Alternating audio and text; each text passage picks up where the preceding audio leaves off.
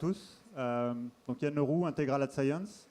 Je vais faire très original, je vais vous parler de visibilité et de qualité média.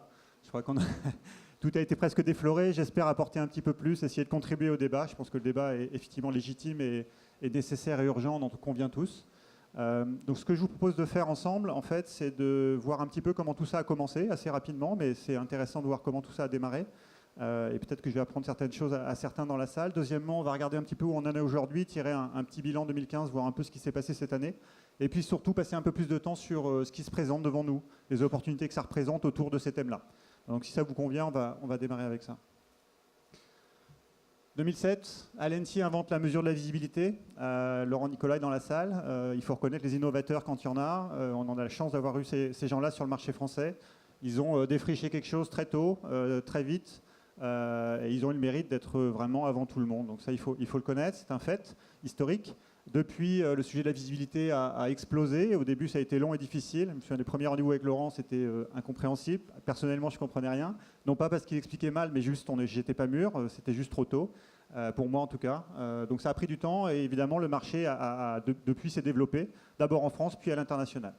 L'histoire Alenti, c'est très bien fini, avec une belle histoire avec AppNexus l'année dernière et la reconnaissance donc, de cette innovation technologique française. Bravo à Laurent et à l'équipe Alenti. Donc visibilité. Pardon. Tac. 2015. Qu'est-ce qui s'est passé en 2015 ? Beaucoup de choses, mais dans ce domaine-là, la visibilité de la qualité média, il s'est surtout passé cet élargissement de la visibilité à l'ensemble des facettes de la qualité média. Je crois que c'est vraiment, en tout cas, nous, Intégral, et évidemment, on est un peu à la fois subjectif et un peu spécialisé. On a vu ça, on pense un petit peu contribuer, d'élargir le débat à l'ensemble des facettes de la qualité média. Donc la qualité média, c'est quoi ? Évidemment, la visibilité, ça en fait partie, c'est central. C'est la qualité de l'exposition, qui est aussi vieux que le sujet de la publicité. Une publicité qui n'est pas vue n'a aucune chance de marcher, c'est aussi simple que ça. Deuxièmement, mais il y a également tous les autres sujets, toutes les autres facettes de la qualité média. On a parlé de fraude tout à l'heure, on peut parler d'engagement, la capacité des supports d'abord et de la publicité aussi à créer de l'engagement et de la durée avec les audiences. C'est évidemment très important. Les professionnalismes des contenus, la qualité du contenu, on a parlé de premium ce matin, donc ça c'est quelque chose qu'on peut aujourd'hui quantifier. L'encombrement publicitaire, une pub sur une page où il y a 10 pubs n'a évidemment pas le même impact et pas le même effet qu'une pub sur une page où elle est toute seule, où il n'y en a que 2. La brand safety, évidemment, on en a parlé, qui fait évidemment partie de la qualité média. La transparence des URL, on en a parlé aussi. La visibilité des URL, et aujourd'hui, au fur et à mesure que le média Internet a explosé et a pris une part grandissante des parts des budgets des annonceurs, les annonceurs qui sont maintenant concernés par le digital ne sont pas ceux qui l'étaient il y a 10 ans, et ceux-là sont très concernés par la transparence et l'exigent, ne comprennent pas, qu'ils ne puissent pas savoir où ils passent, c'est juste incompréhensible, y compris à l'ère du programmatique. C'est un challenge pour nous tous. Ciblage géographique, j'ai un budget France, je suis Bouygues Télécom France, j'envoie un budget France, j'en ai 2, 3, 5, 8% de mes impressions qui sortent de France, qui fuient hors de France. C'est une perte sèche de budget, c'est évidemment un problème de qualité média. Donc encore une fois, 2 phénomènes cette année, émergence des autres aspects de la visibilité avec toujours cette visibilité au cœur. Et deuxième aspect, donc un décalage du débat et des approches des uns et des autres, de l'ensemble des acteurs du marché sur la notion de qualité média dans toutes ses facettes. Donc maintenant, ce que je vous propose, c'est en fait de parcourir ce que nous on voit comme plusieurs opportunités clés pour le marché. Certaines concernent tout le monde, d'autres un peu plus les vendeurs d'espace, d'autres un peu plus les acheteurs. Elles ne sont pas nécessairement toutes programmatiques d'ailleurs, on va être un tout petit peu plus macro que ça, mais je vous propose de les parcourir ensemble. La première, c'est l'image de marque, la brand safety en anglais, mais l'image de marque, la protection de l'image de marque et le contexte de diffusion en français. C'est aussi vieux que la pub digitale. On a eu ce problème-là depuis les premiers jours de la pub sur Internet, dès que l'invention des ad networks, l'émergence de ces acteurs qui vendaient de la pub sur beaucoup de sites, la brand safety a émergé. Donc c'est très ancien, le problème existe toujours, on l'a dit tout à l'heure, un intervenant l'a dit tout à l'heure, le problème existe toujours. Deuxièmement, la fraude qui, pour le coup, alors on n'a pas l'ancienneté de la fraude, mais en tout cas le phénomène a émergé publiquement dans notre secteur l'année dernière et depuis aujourd'hui devenu très important. La France n'est pas encore complètement au fait en termes de perception du phénomène et de prise en compte du phénomène, mais c'est en cours et c'est assez rapide. Le point important ici, c'est qu'il y a moyen aujourd'hui, les technologies existent, de se protéger de ces problèmes de brand safety et de ces risques de fraude préventivement à toutes les étapes de la chaîne. Donc l'autre élément ici, c'est la fin du reporting. Le reporting, c'est important, le monitoring, c'est utile. Tous ces métiers-là ont toujours été des métiers de reporting. C'est terminé. Aujourd'hui, l'enjeu n'est plus de faire du reporting, de mettre un tag et de regarder ce qui se passe, éventuellement de constater qu'on a des problèmes. Super, la question c'est qu'est-ce que je fais pour impacter ces phénomènes. Donc les technologies existent, utilisez-les. Les technologies, c'est à tous les niveaux de la chaîne, qu'on soit éditeur pour pouvoir filtrer la fraude et ne pas déclencher son ad serveur quand la visite est frauduleuse, ça existe, c'est possible. En programmatique, dans les SSP, faire des private deals sur la base d'impressions visibles, non frauduleuses et brand safe, c'est possible, ça existe aujourd'hui. Dans les DSP, sans faire trop de jargon, dans les plateformes d'achat programmatique, on peut filtrer, utiliser des filtres pré-bid, donc des filtres d'achat programmatique, sur ces mêmes items pour n'enchérir que sur des impressions qui correspondent à ces critères de qualité. Et enfin, même pour le non programmatique, c'est possible. Il y a des solutions de filtrage dynamique qui permettent de renvoyer à l'éditeur les impressions qui sont non conformes. Donc les technologies existent pour agir préventivement sur ces phénomènes. C'est terminé, il faut accepter le fait et enfin passer à la suite qui est, on passe du mode reporting au mode j'agis sur les phénomènes. Commercialiser en garantissant la visibilité, ça prend différentes formes, mais je crois que si on pouvait résumer l'ensemble, on parlera après de plusieurs exemples et initiatives pour illustrer le phénomène, mais pour résumer peut-être cette thématique, je crois qu'on s'achemine assez rapidement, c'est pas moi, c'est qui le dit, c'est le marché, je crois qu'il faut reconnaître et accepter qu'on s'achemine assez rapidement vers un marché, en tout cas celui du CPM, qui va passer assez rapidement au CPV ou au VCPM, on l'appelle comme on veut, en tout cas la garantie de visibilité. On y va de manière assez désordonnée en Europe, de manière très coordonnée aux États-Unis. Dans tous les cas, on y va assez rapidement. Tous les acteurs français ont lancé des initiatives ou vont lancer des initiatives au CPV, des offres au CPV. Orange étant l'un des derniers, enfin pas l'un des derniers, mais l'un des plus récents à l'avoir annoncé il y a quelques jours. Si on prend les initiatives qu'il y a ailleurs, on regarde par exemple le Financial Times ou The Economist, je suis certain que vous connaissez tous ces cas-là, c'est des gens qui vendent à l'heure, donc ils vendent de l'heure d'exposition effective. Donc on n'est même plus au CPM, on n'est plus à l'impression, on vend de l'heure. Donc c'est des initiatives certes plutôt niche et par des éditeurs assez particuliers, mais qui sont quand même intéressantes pour illustrer cette démarche. Dernier exemple, Making Measurement Make Sense, qui est un projet aux États-Unis autour de l'IAB, de l'Union des annonceurs américains et de l'Association des agences américaines.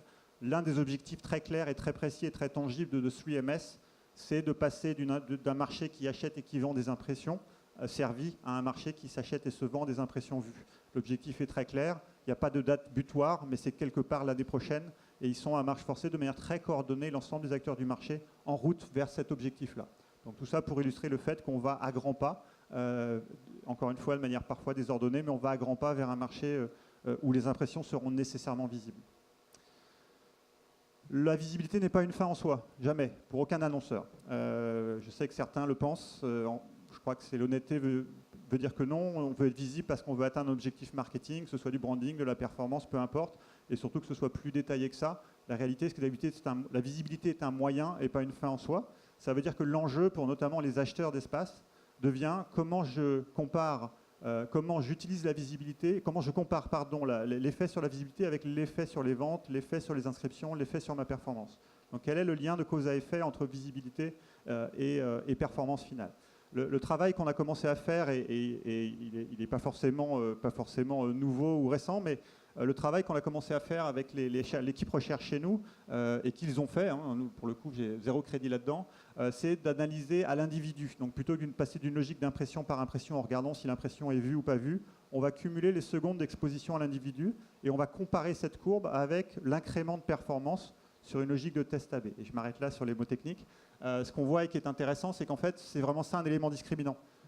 Pierre-Emmanuel parlait de manière répétée et juste des éléments, des critères discriminants d'une campagne. C'est aussi la démarche qui nous guide, c'est qu'est-ce qui peut être discriminant dans le cadre d'une campagne. À l'individu, c'est ça qui est discriminant, c'est le cumul des secondes d'exposition effective.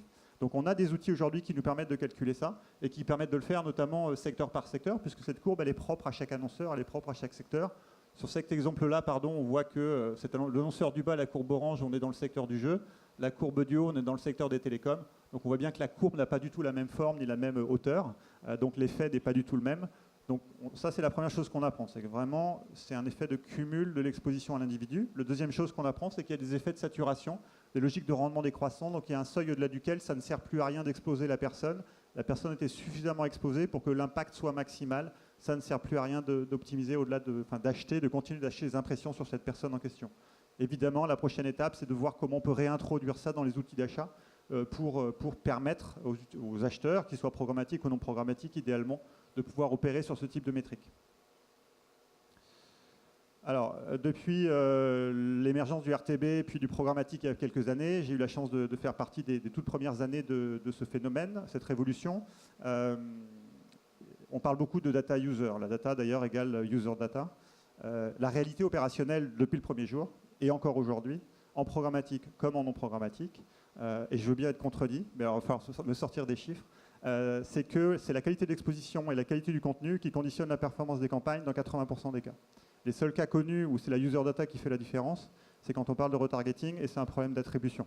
Et on va sortir ce sujet pour l'instant, mais donc la user data est généralement beaucoup moins discriminante que la donnée de contexte ou la qualité de l'exposition. Donc ça c'est majeur, ça veut dire que pour tous les gens qui opèrent des campagnes, qu'elles soient programmatiques ou non programmatiques, la notion de qualité média avec ces deux grands axes qui sont la qualité d'exposition et la qualité du contenu deviennent centrales et doivent être centrales dans l'optimisation des campagnes. Autre axe et autre opportunité, la segmentation des inventaires, distinguer le premium. Ce matin, on a parlé de premiumisation. Sophie a parlé effectivement de premiumisation. Donc, le premium, je crois que le problème du premium, c'est qu'on a souvent eu beaucoup de mal à le définir. Et dans le meilleur des cas, il n'était pas défini. Enfin, dans le plus mauvais des cas, le pire des cas, il n'était pas défini. Dans le meilleur, il était défini de manière disparate d'un acteur à l'autre. Donc aujourd'hui, avec ces outils de mesure de la qualité média, on peut, comme on aime bien dire chez nous, quantifier la qualité média, c'est-à-dire finalement concrétiser, mesurer, distinguer ces éléments-là et rendre le premium très concret. Et donc concrètement, fournir une boîte à outils, principalement aux éditeurs d'ailleurs, qui va leur permettre de concrétiser cette notion de premium et donc potentiellement de mieux monétiser ces inventaires premium. Qualité d'exposition, qualité de contenu élevé, CPM élevé, l'acronyme, le lien se vérifie souvent. Avec ces outils, il y a moyen maintenant de rendre ça plus systématique et plus concret et plus tangible pour les vendeurs d'espace. Enfin, dernier point, je ne vais pas m'étendre là-dessus. On a effectivement un signal d'alerte très fort qui nous est donné par les internautes. Finalement, si on résume quelque part, cette notion de qualité média, elle fait finalement converger les intérêts de l'internaute à travers cette allergie à la publicité qui, si on l'adresse bien, va nous permettre de dépasser ce challenge-là, l'intérêt de l'annonceur à travers l'efficacité publicitaire et l'intérêt des éditeurs à travers la monétisation et la premiumisation, je reprends le terme. Donc on a là une opportunité collective incroyable, de manière collaborative idéalement, pour faire monter finalement et emmener la publicité sur un niveau où elle va être plus bénéfique pour l'ensemble des trois acteurs, incluant l'internaute. Merci beaucoup.